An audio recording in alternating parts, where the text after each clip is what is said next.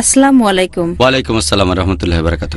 আমি আপনার কাছে একটি আদর্শ ইসলামিক বিয়ে সম্পর্কে জানতে চাই। বোন জানতে চাইলেন একটি আদর্শ ইসলামিক বিয়ে আদর্শ সম্পর্কে। ইসলামিক বিয়ে, হ্যাঁ। আদর্শ ইসলামিক বিয়ে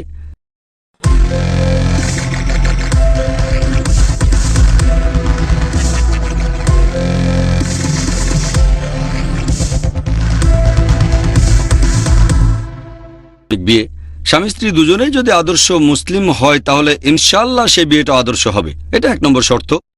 হবু স্বামী এবং স্ত্রী তারা দুজনেই যদি আদর্শ মুসলিম হয় আলহামদুলিল্লাহ অটোমেটিক্যালি বিয়েটা আদর্শ হবে।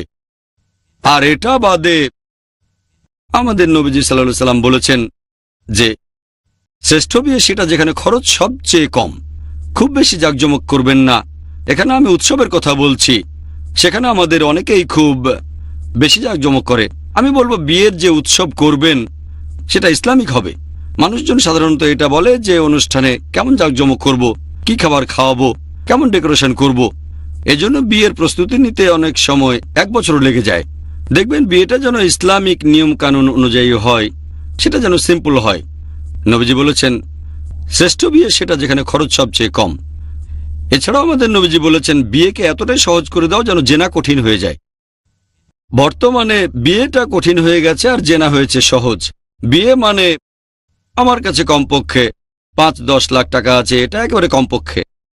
আমার কাছে $50,000 থাকলে বিয়ে করতে পারবো, তা না হলে বেশ কঠিন হয়ে যাবে। আর জেনা সহজ, কয়েকশো টাকা। তাহলে আমাদের নবীজি বলেছেন বিয়েকে এতটাই সহজ করে দাও যেন জেনা করা কঠিন হয়ে যায়। তাহলে বিয়ের সময় খেয়াল রাখবেন অনুষ্ঠান যেন খুব বেশি জাঁকজমক না হয়, যেন অনইসলামিক কোনো কিছু করা না হয়। আর খেয়াল রাখবেন বিয়ের অনুষ্ঠানে যেন হিজাব পালন করা হয়। দুর্ভাগ্যজনকভাবে মুসলিম পরিবারে কোনো বিয়েতে পুরুষ এবং মহিলারা সেই অনুষ্ঠানে একসাথে মেলামেশা করে, অথবা বিয়েটা করে মসজিদে, তারপর ওয়ালিমায় জাঁকজমক। ওয়ালিমা একটা সুন্নত, খুবই গুরুত্বপূর্ণ সুন্নত, যে বিয়ে হয়ে যাওয়ার পরে বিয়ের কয়েকদিন পরে ওয়ালিমার অনুষ্ঠান করা হয়। এটা ভালো, আলহামদুলিল্লাহ, সুন্নত। এখন নবীজি বিয়ে সিম্পল করতে বলেছেন। বিয়ে সিম্পল, ওয়ালিমার ব্যাপারে বলেননি, তাই ওয়ালিমায় জাঁকজমক।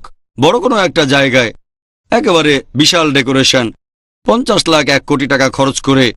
তাহলে একটা আদর্শ ইসলামিক বিয়ের কথা যদি বলেন, হবু স্বামী স্ত্রীকে ইসলামিক হওয়ার পাশাপাশি পরিবেশও হবে ইসলামিক। পুরুষ মহিলা একসাথে মেলামেশা করবে না। অনুষ্ঠানের রিসেপশনে মহিলাদের জন্য আলাদা ব্যবস্থা করবেন, পুরুষদের জন্য আলাদা। অনেক জায়গায় মহিলাদের জন্য আলাদা রিসেপশন, পুরুষদের জন্য আলাদা, কিন্তু স্টেজ কমন। এর কোনো মানেই হয় না। রিসেপশন আলাদা, স্টেজ কমন। একটা লোক দেখানো, আমি কত সুন্দর একটা মেয়েকে বিয়ে করছি, সবাই কাছে এসে বলবে হ্যালো কি খবর। এমন করলে ইসলামিক হবে না। সেটা হিজাব অবশ্যই পালন করতে হবে। তাই খেয়াল রাখবেন সবাই যেন হিজাব মেনে চলে। মহিলারা নতুন বউ দেখুক, সমস্যা নেই। পুরুষরা বরকে দেখুক, সমস্যা নেই। পুরুষরা অন্য পুরুষদের দেখুক, তাতেও সমস্যা নেই। অনেক জায়গায় দেখবেন রিসেপশন আর স্টেজ দুটোই আলাদা, কিন্তু খাওয়ার সময় পুরুষ ওয়েটাররা চলে যাচ্ছে মহিলাদের টেবিলের কাছে। এটাও খেয়াল রাখবেন হিজাব যেন পুরোপুরি পালন করা হয়।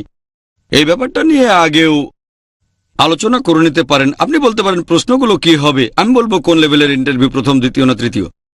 ফাইনাল স্টেজ হলে আলোচনা করতে পারেন যে বিয়ের অনুষ্ঠান কেমন হবে, কিভাবে ইসলামিক নিয়ম কানুন মানা হবে।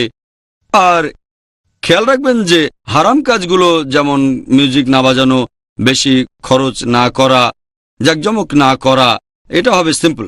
আপনারা বিয়ের অনুষ্ঠান করবেন সিম্পল। তারপর খেয়াল রাখবেন দেনমোহর যেন ইসলামিক নিয়মে ধার্য করা হয়। এছাড়াও আরেকটা ব্যাপারে গুরুত্ব দেয়া উচিত, সেটা হলো খেয়াল রাখবেন যখন লোকজন সেখানে আসবে তারা যেন সেই অনুষ্ঠানে ইসলাম ধর্ম সম্পর্কে কোনো ভালো কথা জানতে পারে। এভাবে অন্য মানুষকেও উৎসাহিত করবেন তারা যেন ইসলামিক নিয়মগুলো মানেন, শুধু কালচার নিয়ে না থাকেন। ধরেন একজন ব্যবসায়ী তার ব্যবসার চুক্তি করবেন যে আমি তো ব্যবসায়ী, ব্যবসা চুক্তি করতে হবে, তাই জাঁকজমক করতে হবে।